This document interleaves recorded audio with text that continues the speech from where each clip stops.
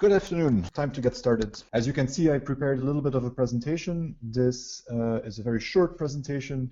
I mainly wanted to remind myself and all of you what the agenda is for the webinar for today, and then the rest of the webinar is actually demo, which will be much more interesting than PowerPoint presentations or keynote presentations in this case. This webinar is the first one in a series of 4.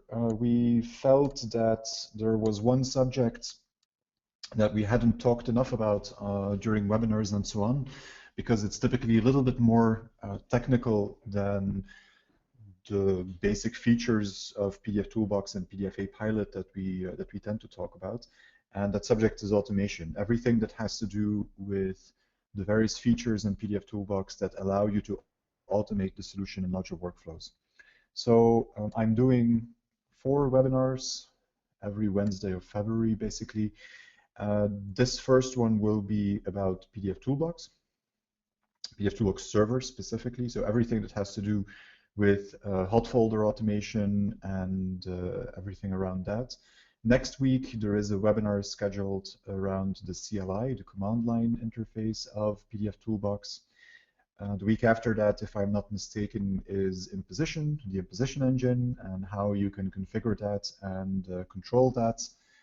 And the last one is about the HTML pre-flight report, a customizable report, how it can be customized and what you can do with that in a larger workflow. So let's get started with this one about pdfToolbox server. First of all, what we've noticed is that there tends to be a little bit of confusion sometimes between the different solutions that we have around automation for pdfToolbox, and that's actually the first thing I wanted to talk about. If I go to the Callus Software websites, there is a download page there, and on that download page there is a section for desktop products. What interests me today is that there is a section for server and for CLI, and I very often get the question what the difference is between the server and the CLI, and there is also something that is the SDK, which is not listed on this page. So what's the difference, and which one should be used? Are there projects for which one is better than the other, and so on? The difference between server and CLI, to start with that, is perhaps more a marketing difference than anything else. The server was traditionally sold on Mac and Windows, and it has its own user interface. It had, I say it has, it no longer has actually. It had its own user interface. It was a separate application that you could start on Mac and on Windows. The CLI is actually the engine that runs underneath the server. It is the CLI that can be used also in scripting environments, but it is the CLI that is used by the server product as well. So it's more of a semantic difference than anything else. And in reality, you shouldn't really be concerned about the difference. If you're on Mac or Windows, just download the server. That gives you everything that there is available. If you're on a platform for which the server is not available, Linux or a Unix platform, then download the CLI and you're good to go. What you get if you download the server, and that again is to reinforce the notion that there is not really a difference between server and CLI. What you get if you download the server is, if I go to my installation folder, is you get something that is called Callus pdfToolbox, which is actually a desktop application. So the server installer installs the desktop app as well. And you get a folder called CLI, which is the command line. Which again tells you that the server is nothing but a command line, a shell around the command line version of pdfToolbox. Now, there is also something called the SDK, which is not on the download page. And so what's the difference with the SDK then? Well, the SDK traditionally is the version that has been used by OEM partners. And there are technical differences. The CLI uses or can be used on the command line, which makes it very easy to integrate into all kinds of environments. The SDK comes with a library that you have built into your own solution. And typically, and that's in many cases the biggest difference, the SDK also comes with its own licensing conditions. There has to be a conversation with Callas on what the licensing is, what the project is going to be, how the integration is going to happen, and so on. So for all the projects that you typically get involved with, it is server or CLI, which we now know is basically the same thing. That is interesting. Platforms and flavors, and I should have stayed on that download page for a second longer. As you could already see from that page, the server exists on Mac and Windows. I will show you that you can also use the downloadable version for Linux or Unix as a server as well. That's actually something I will do later on in the demo. But for all practical purposes, pdfToolbox, the automated version, runs on all major operating systems: Mac, Windows, Linux, and a number of Unix environments as well. There is a difference in the sense that for Windows and Linux, Unix, there are typically 32 and 64-bit versions of pdfToolbox. On the Mac, you only have a 32-bit version because of the lack of some Adobe libraries that are used on the Mac. There currently is no 64-bit version. Is that important? It might be in some environments. If you work with very, very big PDF files, it might be so that the 64-bit version is needed to work with those files. We have a few customers where that is the case. And you will also see a performance benefit. That depends on what type of files you have and what type of operations you do, but in some cases you do see a difference between 32 and 64-bit. Then let's get started with actually showing you something: installation, launching, configuration. Actually, something that we get very often as a question, and it's the result of what we did in pdfToolbox 7, the differences that occurred in pdfToolbox 7. We very often get the question from people on where the server is once they've installed the server, because what you have here is simply a desktop application. And of course, the answer to that is that there is no server application. It is, in fact, the desktop application that you can use to set this up. And if I go to pdfToolbox desktop, then you can see interaction with the server in a number of different locations. First of all, in the preferences, there is a tab about server, where you can specify how frequently the hot folders for the server should be checked, and what the maximum number of files is that will be processed in parallel. The default license of pdfToolbox server is, and this is also important, the default license allows pdfToolbox server to process 8 files in parallel, which gives you quite a bit of performance. Then there is an unlimited license that allows you to run as many processes as the machine that it's running on can handle. This is independent of virtual machines versus real hardware or anything like that. It's simply the case that this is the limit of PDF files that will be processed in parallel by pdfToolbox server.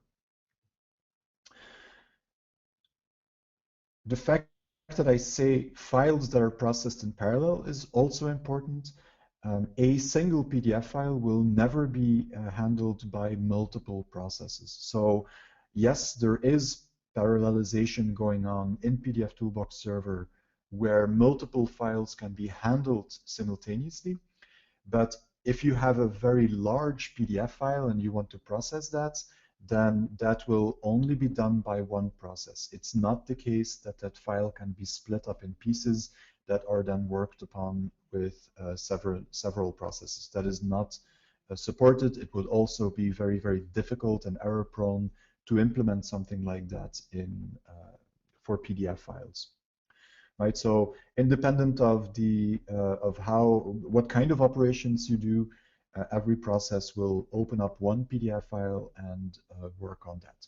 So preferences for server is the first place where you can see server integration in the desktop environment.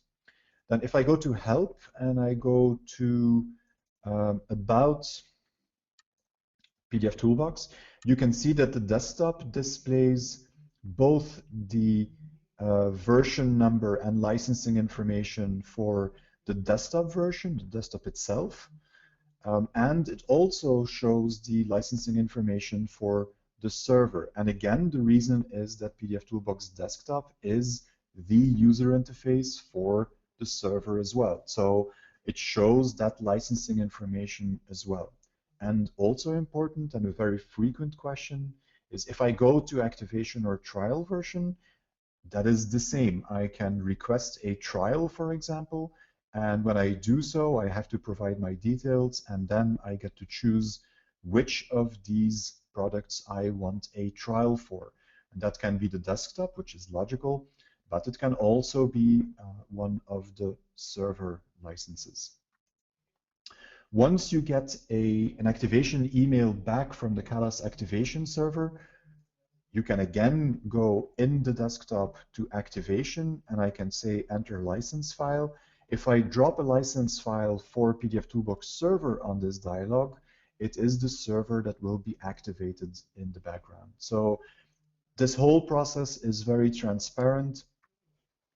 Everything for the server, including activation and trial requests, is happening through pdfToolbox Desktop. Of course, you could also use the command line version directly to do these things, but that is something that I can come back to next week when we talk about the CLI here. Okay, so preferences and activation licensing, and then of course, and this is perhaps the most important point, at least once you've gotten the licensing out of the way, there is a server menu item in the pdfToolbox Desktop Tools menu. And when I click that, I get a window that allows me to connect to one or more servers. You can connect to multiple pdfToolbox servers at the same time and configure those, follow up on what happens with them, and so on. You can see that I have different possibilities here. These appear on the server window if no server is connected. You can also find them here under the action menu at the top. I can start a server, I can connect with a remote server, and then I have something called dispatcher and satellites. Those are basically the three capabilities or possibilities that you have here.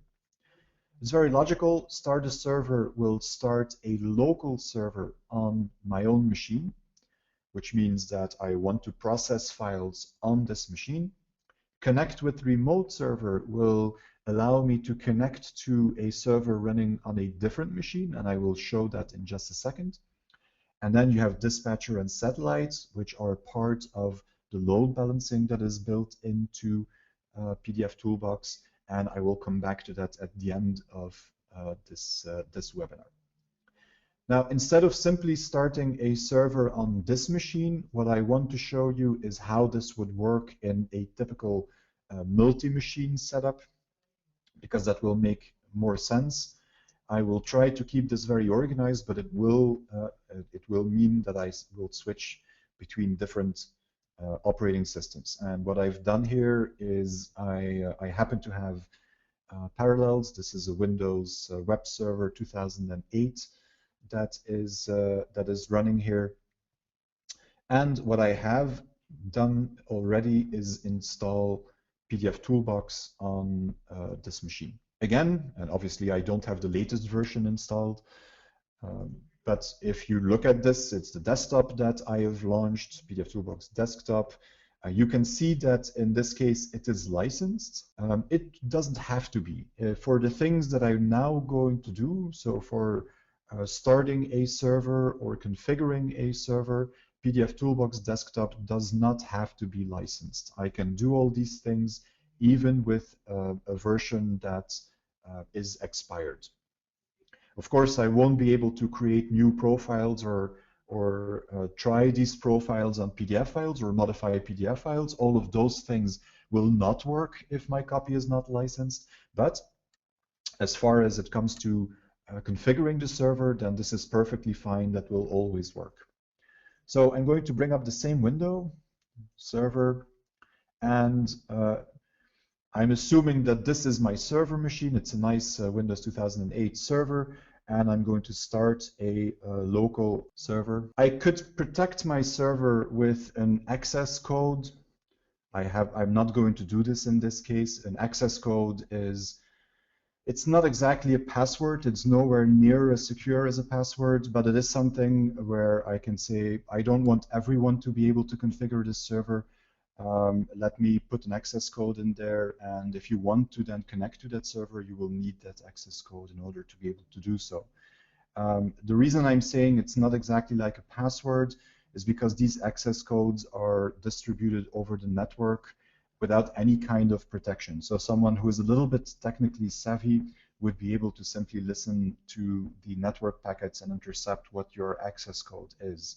So use something that that is unique, like the PIN code or whatever, not the PIN code of your Visa card, obviously. Use something that is unique, but that is not a real password that you can't afford is seen by someone. I'm not going to bother with that in this particular case. I'm simply going to start that server. And you can already see that there is an indication here that says local server. That is because that server is now started on the same machine as where the desktop is. And because we are on Windows, it is basically started on the Windows machine.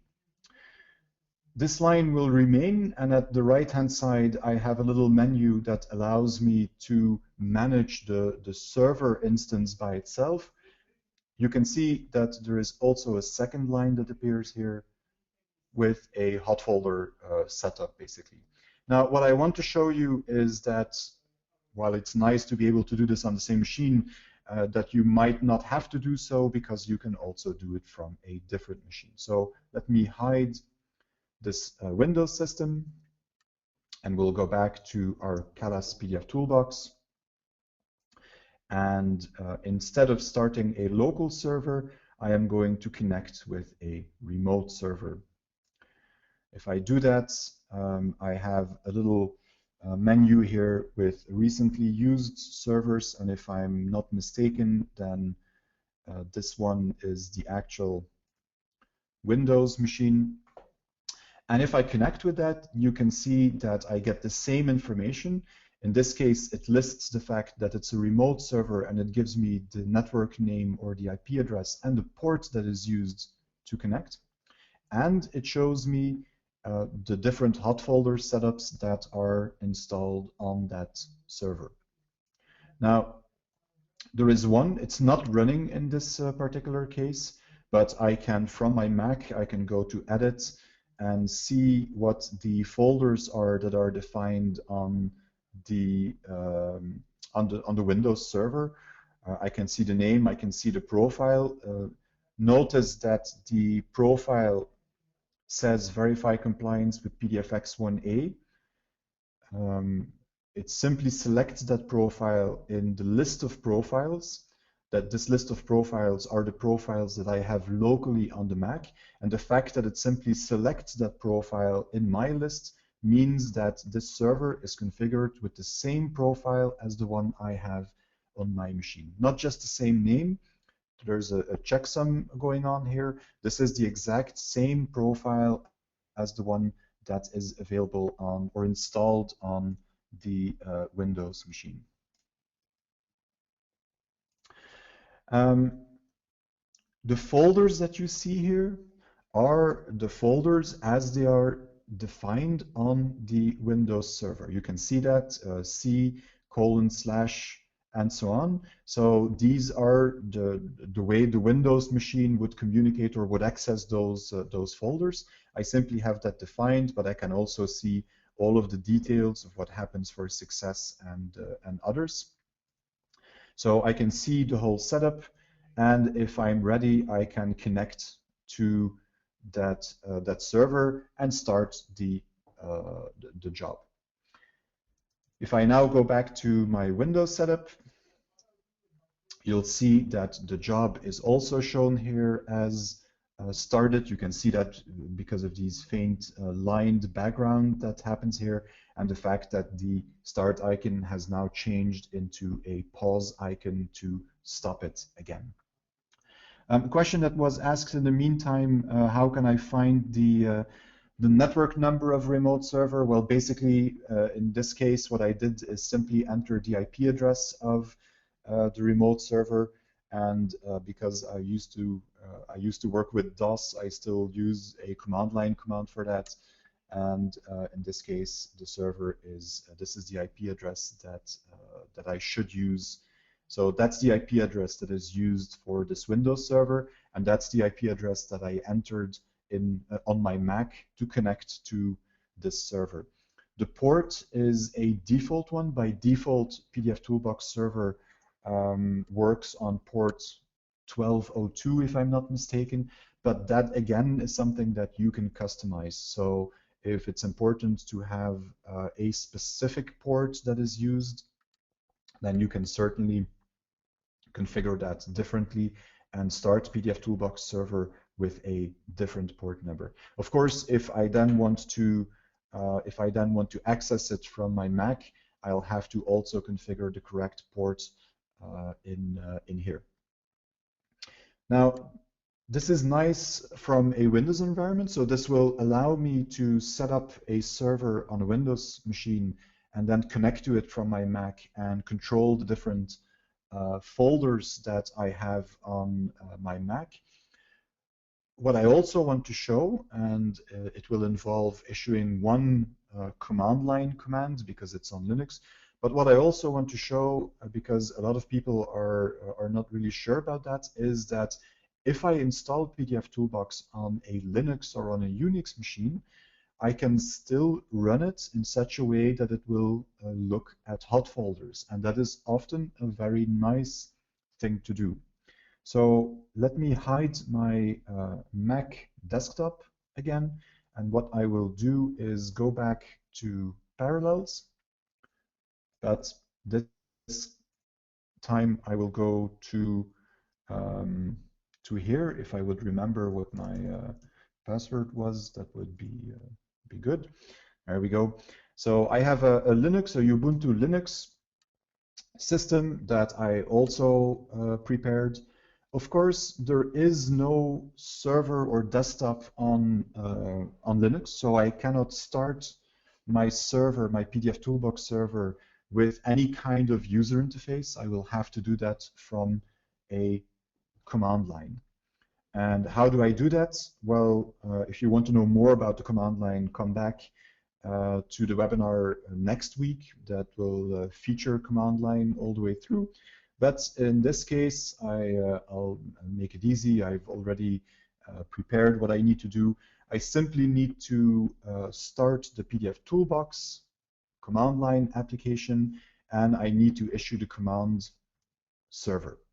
There are parameters that I could add here that will, again, allow me to set the exact port that will be used. That will also allow me to set some other things, but I'm not going to complicate anything. I'm simply going to start that. And what you can see is that that launches a process.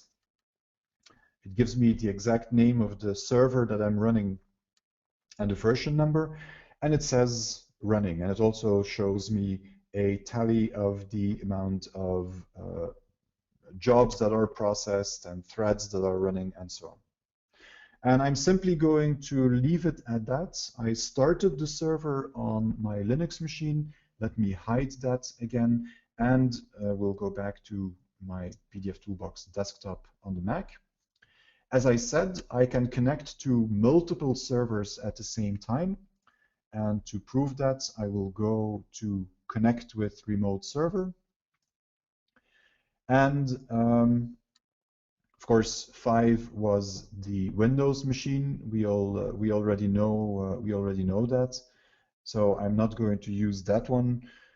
Again, you'll have to find out on the Linux machine what the exact IP address is that you need here. I, of course, was sneaky and I wrote it down before I started the webinar. And the result should be that I can now easily connect to that Linux machine. So once more, there is no user interface for the Linux version of pdfToolbox. The only thing I have is this command line version, but I started it as a server. And because I started it as a server, I can now connect to it over the network, and I can see how the hot folder setups on that Linux machine are configured. And what you can see is that, again, the folder definitions that you have here for the input and output folders are specified the way they would be specified on the Linux machine. So I basically created a hot folder, a base folder for these, for all of these processing folders, and then I created subfolders for the input, output, and so on. While I'm here, something that I perhaps should go into a little bit more detail about. This is, of course, the way you configure a hot folder setup on the server, and I should take the time to at least go through the user interface of this window. There is a name that is used everywhere in the user interface where this hot folder setup, or this job as pdfToolbox calls it, needs to be identified, and you can see that newspaper ads name appear on here, for example. I can add a description, that's optional, and I can choose which profile I want to use. Again, this profile is simply indicated in the list, which means that it's an exact copy of a profile that I have on my Mac. If I would choose a different profile, let me choose the online publishing profile, for example. And if I now click OK, this profile that I created on my Mac machine will then be pushed to the Linux machine and will be made available on the Linux machine so that it can process files with it. So I can use pdfToolbox Desktop to create a profile from scratch or take an existing one and modify it. I can test it on a bunch of files, and once it's okay, I can select it in a hot folder setup, and that will push it to the other machine.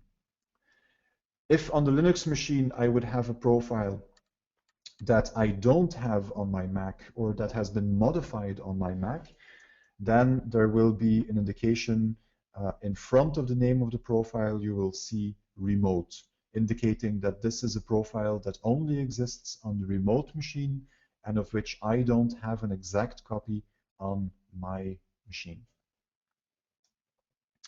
Then I have an overview of the folders that are involved in this hot folder setup. I have an input folder. That makes sense. This is the folder that will be used for to drop files in that will then be processed. And then I have a number of output folders.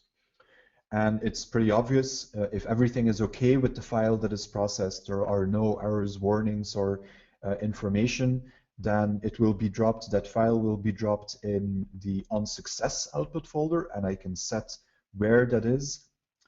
I can also choose whether I want to generate a report when that happens, so when a file comes through that has nothing special, no errors. And I've made a very simple setup on this machine where if everything goes well, I don't want to report and I don't use this checkpoint functionality. I'll come back to that as well. If there are informational items but no warnings and errors, the files will be moved to oninfo, but you see that I've selected the same folder in this case and the same for warning. So basically what I'm saying in the setup is if there is an error, you should do something special. In all other cases, simply drop the file in the success folder, generate no report, don't send it to a checkpoint.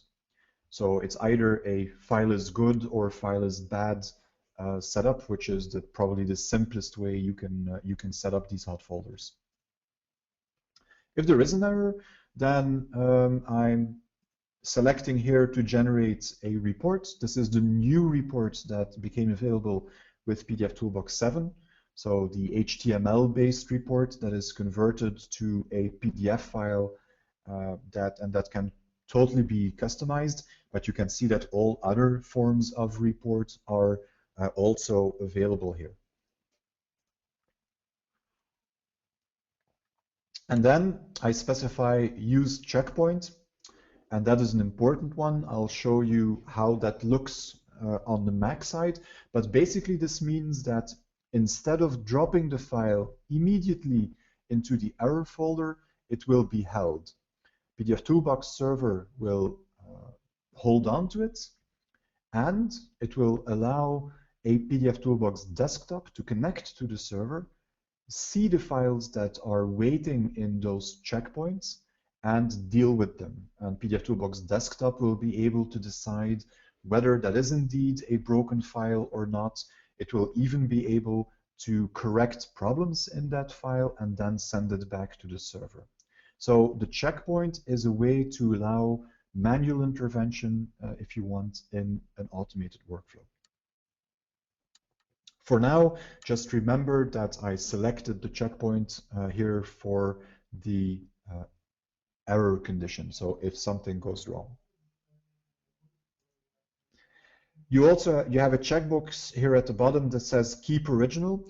If that is selected, then the processed file will be moved to the processed files folder. And that means that you keep the original document as it was dropped into the input folder. You keep a copy of that in the processed files folder, regardless of what status or what result the file gave during pre-flight. In that case, the original is always sent to the processed files folder. You can choose to also process subfolders in the input folder. If there is some structure where people drop folders into that input folder, then you can choose to process those as well. You can choose to overwrite existing files. And by default, it says log the complete command line output, which is often helpful to understand what is going on. If you select this, then there is a text file that will be generated for each file that is processed. And inside that text file is all of the feedback that pdfToolbox server generates while it is processing a file. And that also shows all of the fix-ups that were done, that shows the errors and warnings, and a lot of information about these files. So often that's very helpful.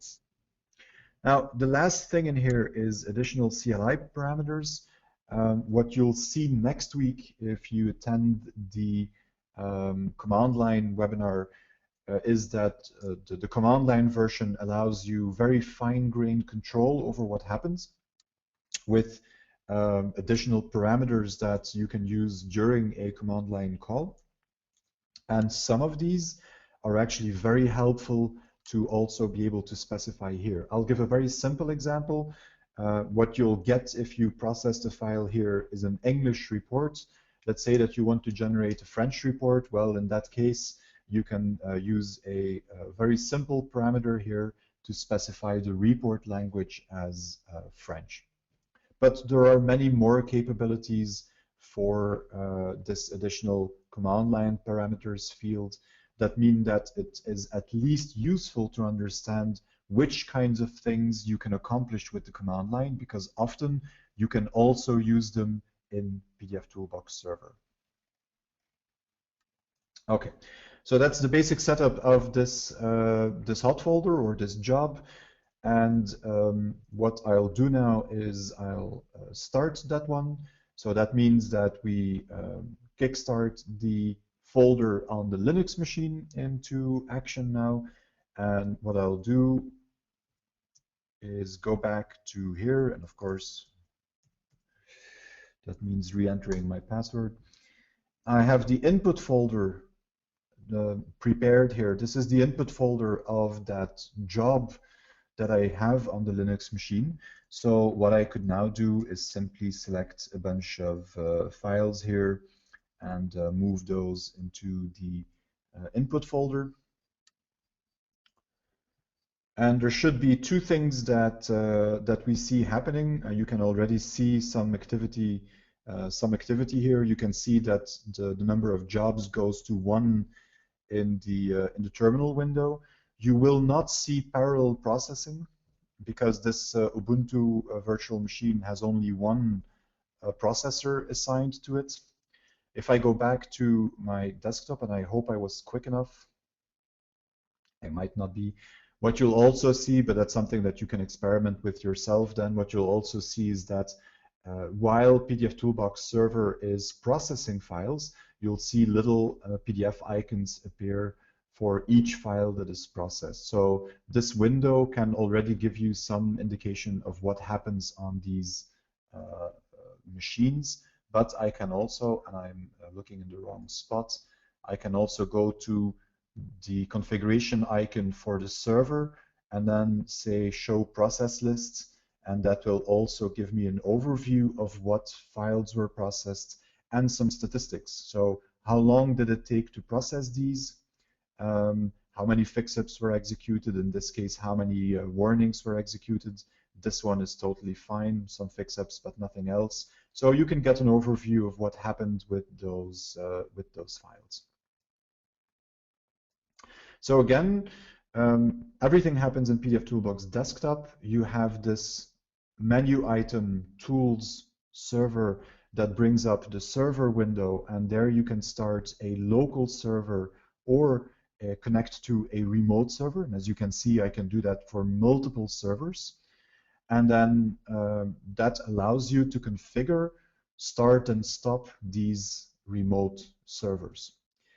Now, what I haven't talked about yet is the second menu item here. I've briefly told you what it does on the server, what it's supposed to do, but I have a menu item here that is called server checkpoint files. And if I open that, that gives me a list. That list shows me a number of pieces of information. First of all, it shows me the IP address of the server that I'm connected to. 14 was the Linux server, if you remember. 5 was the Windows server. So basically, both on Windows and on Linux, I had a job, and you can see the job name, and that job failed a number of files. So these files that I have here all generated pre-flight errors during processing. Or at least it doesn't need to be pre-flight errors. These jobs were held in a checkpoint. You could also set up a hot folder where all of the successful files are held in a checkpoint. It just depends on what kind of setup you're dealing with and that you need.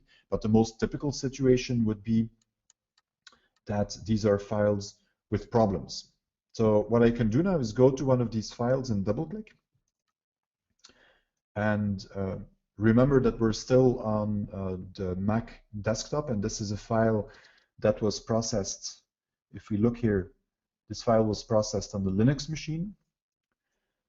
This window shows me all of the information for that processing that happened on the Windows machine. The name of the hot folder where it was processed, description of the hot folder, the profile that was used, the actual URL of the server itself, the file, and then some information about the file.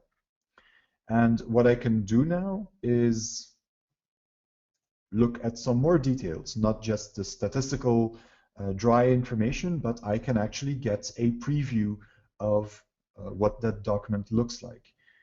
In this case, what happened is that the information about this document was transferred from the Linux server to my Mac desktop, and it is displayed here. So I'm really looking at this file from a distance, if you want. And I not only can look at the file, I can also call up the report that was generated. I asked for the new style pre-flight report, and that's exactly what I get here. This file appears to have 2 errors and 44 warnings, and I can get a full list of all of the errors, warnings, and fix-ups in my overview window here. Now, the nice thing here, of course, and that is combining the power of this new pre-flight report with what you have in the checkpoint. The nice thing is that this new pre-flight report would allow me to create a kind of report that shows me exactly what I think I need to have available in terms of information to decide whether or not this really is a good or bad file. And perhaps I can already decide based on the information that I see here, but I can go one step further and I can say checkout. And what happens then, let me close down some of these. What happens then is that a version of that PDF file, well, actually the processed PDF file, so the file that was processed on the Linux machine and that was stored on the Linux machine, that file is now checked out to my machine. And that means two things. It's copied to me, and I am listed as the guy who has checked this thing out. The fact that I checked it out means that nobody else that is connected to this server will also be able to check it out. So this makes sure that you can't have 5 operators that are all looking or trying to fix the same file and then run into the problem that they don't know what the final version is. As soon as an operator says, I'm going to check out this file and see whether it's good or not, it will be blocked for everyone else, and I can actually see who checked this out in the overview.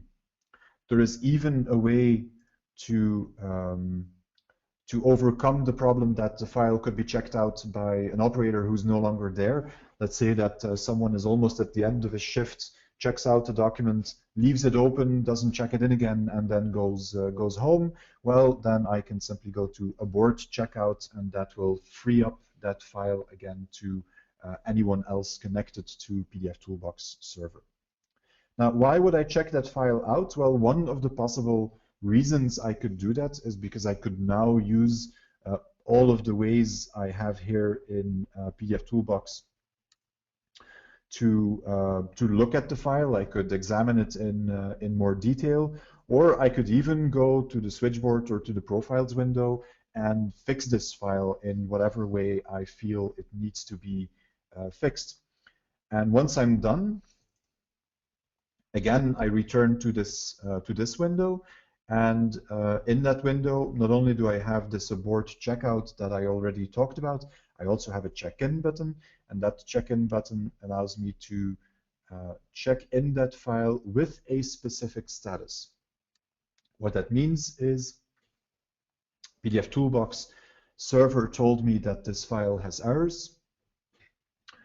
Let's assume that it's an ink coverage error. Well, I could now download the file to my machine with the visualizer, look at ink coverage and make sure that it is not going to be a problem, or it is going to be a problem. I can make that distinction by examining the document, and then I can decide what it is going to be. And if I feel that this file is going to process successfully, regardless of the fact that it was flagged as an error by pdfToolbox server, then I simply move it to success and I say check in. And on the server, if you look at where this file would go on the server, this document would now be moved to the output folder for successful files. So this really is a very nice way to set up an automated workflow in pdfToolbox server, where you distinguish between good and bad files based on a pre-flight profile. Good files go to one folder, bad files go to another. But instead of moving the bad files to the bad file output folder immediately, they would be kept in that checkpoint, and with pdfToolbox desktop from the comfort of my own machine. I don't need to be on the server for that. From the comfort of my own machine, I can look at any of these files, I can check them out, and I can decide whether they are going to work or not in production, or I can fix them and then simply send them back to the server. And remember the I can fix them part. It's not only a matter of moving the result file on the Linux machine to the success out or error out. I can actually change the document here and then change those or move that changed version of the document back to the Linux machine. So it's not only about deciding where something goes, it's actually also a very nice way of fixing bad files and then still having them move into the rest of my production workflow. Okay. All of that is very good. There is one more concept that I still want to talk about, and this will be a little bit more theoretical than the other ones because I'm already running 2 different servers and there is a limit to what I can do. But that is about the story about dispatcher and satellites. These two actually work together. One is nothing without the other. And if I start a dispatcher on my local machine here, what that actually means is that I do the exact same thing as starting a server. So instead of starting a local server, I'm starting a local dispatcher. And you can see that a dispatcher has hot folders configured just as a regular server. If I go to one of these, I can edit the properties of that hot folder just as I would be able to do for a local server. The one thing that is new here is that I can see 0 satellites. Why would I use a dispatcher? Well, I would start looking at dispatcher and satellites when I have a volume. There are actually 2 good reasons to do it. The first is that I have a volume of files that is larger than what can be processed on a single machine. And the second situation is that I want to build in some kind of redundancy in the processing that I'm doing with pdfToolbox server. What's the concept? Well, the concept is that the dispatcher is something that looks and behaves like a server, so I can customize it. I can configure jobs on it. It appears in the list as a server, so it looks like a regular server, but it doesn't do any processing of files. It will simply sit there and wait until a file comes in. When a file comes in, it will look at the satellites that are connected to it. It will pass all the information that is needed to process a file to that satellite. And when the satellite is done processing the file, then it's moved back to the dispatcher, and the dispatcher will either hold it in a checkpoint or will move it to an output folder. So from the outside, if you look at the dispatcher, it isn't actually very different than a server. It accepts files, it can be configured as a server, it returns files into an output folder or into a checkpoint. But if you look at where the files are processed, then using dispatcher and satellite, the files are actually processed on the satellite. So that allows me or gives me the possibility to install satellites on different machines in the local network. When I launch a satellite, and I'm not sure I'm going to be able to do that here on top of everything else, but yes. So when I launch a satellite, I can specify where the IP address is for my dispatcher and how many files I want to process simultaneously. So what I could do here is this, and this actually makes more sense than you may think. When I start a satellite and I point it to my dispatcher, you can see that the dispatcher now mentions 1 satellite. That means that I can now work with the setup. If I drop something in an input folder for check ads, for example, that will be moved to the satellite. The satellite will process it and will return the results to my dispatcher. That seems like a waste to do that on, or illogical to do that on the same machine. It is actually not in many cases. The dispatcher itself doesn't do any processing, so it's a bit wasteful to have a powerful server that only accepts the files and passes it on to someone else.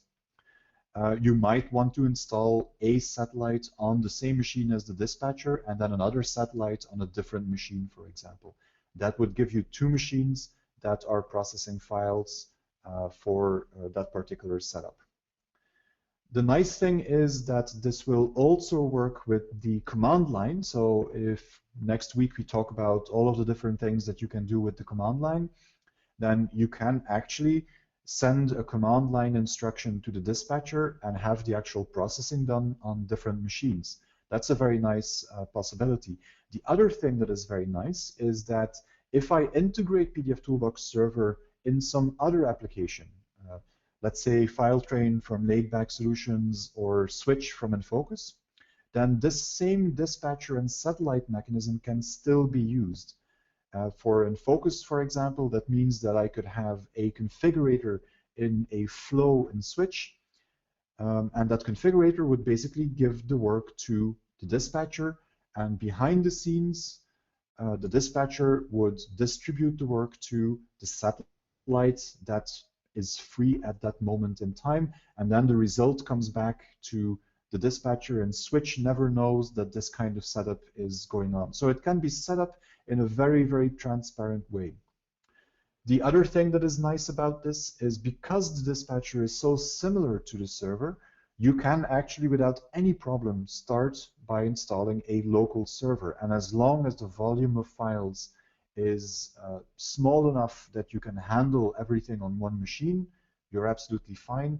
The moment that you need more processing power, you can reconfigure the dispatcher or the server that you had as a dispatcher, which is as simple as adding a different type of license. And all of the hot folder setups and everything else that you've done remain in place. The only additional thing you have to do is installing and launching satellites and telling them where the dispatcher machine is. As you could see, I can do all of that from pdfToolbox desktop, from the user interface.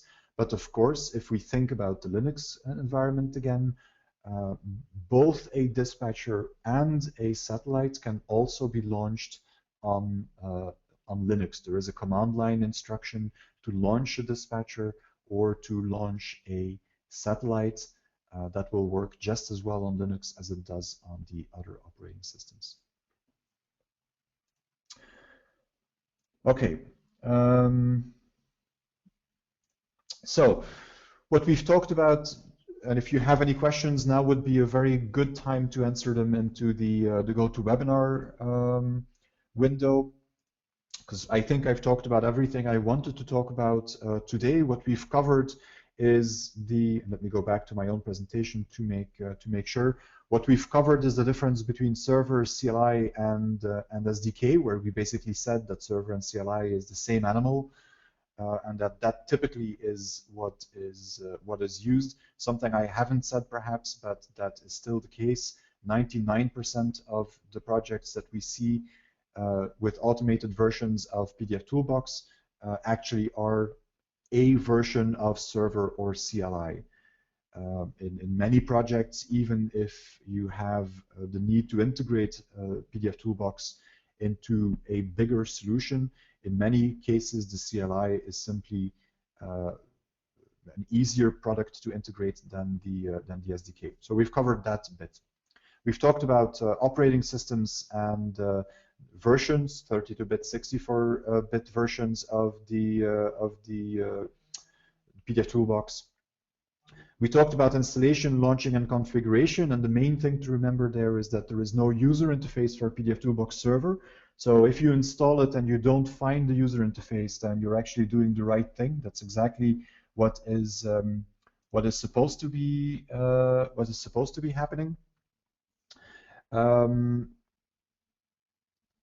pdfToolbox desktop will allow you to set up the preferences for the server. It will allow you to activate a trial or activate the server with a license key, just as it can activate itself. And it is able to show you that server window where you can start a server and configure a remote server. So all of that manipulation of pdfToolbox server happens directly from within pdfToolbox desktop. Then we talked about checkpoints, which give you the ability to have manual intervention in pdfToolbox server in an automated workflow. So we looked at that from the server point of view, and then we looked at how the user interface works in pdfToolbox desktop. And then load balancing, the idea that you can have or a standalone server if all you want to do is process on one machine, but that you can also have a dispatcher that works with satellites, and these satellites can either be on the same machine or on different machines on the network. Okay, now let me look at questions. I can see that I have a few questions, which is very good. Can I restart the pre-flight processing after I checked in? No, you cannot, and that is something that is on the list to perhaps specify or explain a little bit more. Actually, the question is if I have a checkpoint here. So I want to open this checkpoint files window again. If I have a checkpoint, I have a file, I check out that file, I fix it, and I send it back to the server. Can I ask the server to run the same pre-flight on that file so that I'm sure that it was actually fixed? That's something that is on the feature request list. It makes total sense, but it has not been implemented yet at the moment. But it makes total sense. Can you give examples of where to use the SDK? It depends very much on what you're talking about. If you have a development team, you're working on a product, and you want to very closely integrate pdfToolbox into a different product, then looking at the SDK is a possibility. In most environments, especially environments where you are on a web server, for example, and you're working with scripting languages and so on, I would not go to that. The SDK means that you have to sign a separate agreement before you can get the SDK. There are licensing requirements that are different. It's not a simple license key. There are other requirements, and you'll need a development environment where you work with the libraries of pdfToolbox rather than with pdfToolbox as a separate application. So if you have a professional development team and you want to build this into a larger product, then yes, it might be something to look at. What we've seen so far is that every environment where we used the CLI, that the integratability, if that is a word, the ease of integration of this product of the CLI is very, very high, and in most cases, once people look at the CLI and what you can do with it, they feel that it's by far enough to do the integration that they are looking for. But if any of you have doubts about that or questions about that, simply contact us offline, and we will be very happy to discuss and give more information. Is there a limit on how many pdfToolbox desktops can connect to one server? There is probably a practical limit, Stefan. I haven't tried it myself. I don't think there is a theoretical limit implied or imposed by pdfToolbox. But of course, these are all network connections. So what you'll see is that you'll at some point start to saturate the network connection you have with that server, especially if files are moved back and forth over that network as well. So no set limit from a licensing point of view, and maybe that's one of the reasons that you asked the question. No, there is no licensing restriction. There will simply be practical restrictions. What is the protocol on server interaction in matter of firewalls? I can tell you that when I set up this demo environment with a Windows machine, the most annoying part was getting the Windows firewall adjusted correctly so that it allowed the connection. So it's a very good question. The connection that happens, the protocol is SOAP-based. But of course, the important thing for most firewalls is what the port is that is used. What you see is that the default port 1202 is blocked in many environments, or depending on how you set it up. But even a standard web server 2008 blocks just about anything. And that means that you have to configure the firewall to allow traffic on that port that you're using. Like I said, when you launch the server when you launch the server, and maybe I can show that. So if we kill this one,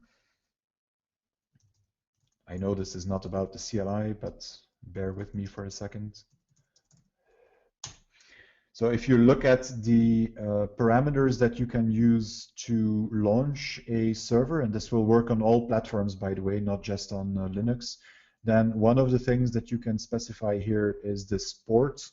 So this will allow you to configure whatever port you have also set up on the firewall.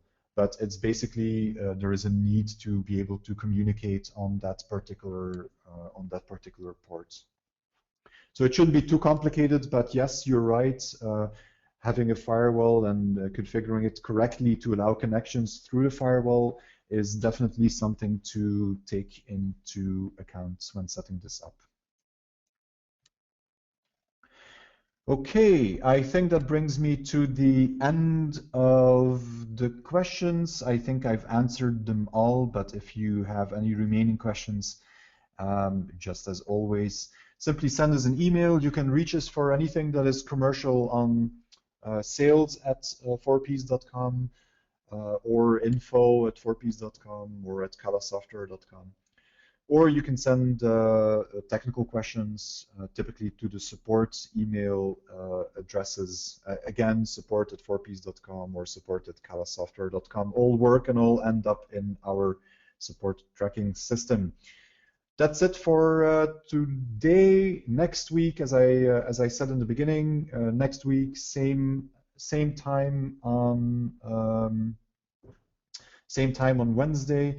We have a webinar about the command line and what you can do with the command line, how it can be configured, and yeah, in general, how you can avoid to read the documentation and work with the command line help system and so on. Everything to make your life easier if you're looking at integrating pdfToolbox in some kind of scripting environment. Thank you very much for being here, and I will see you next week.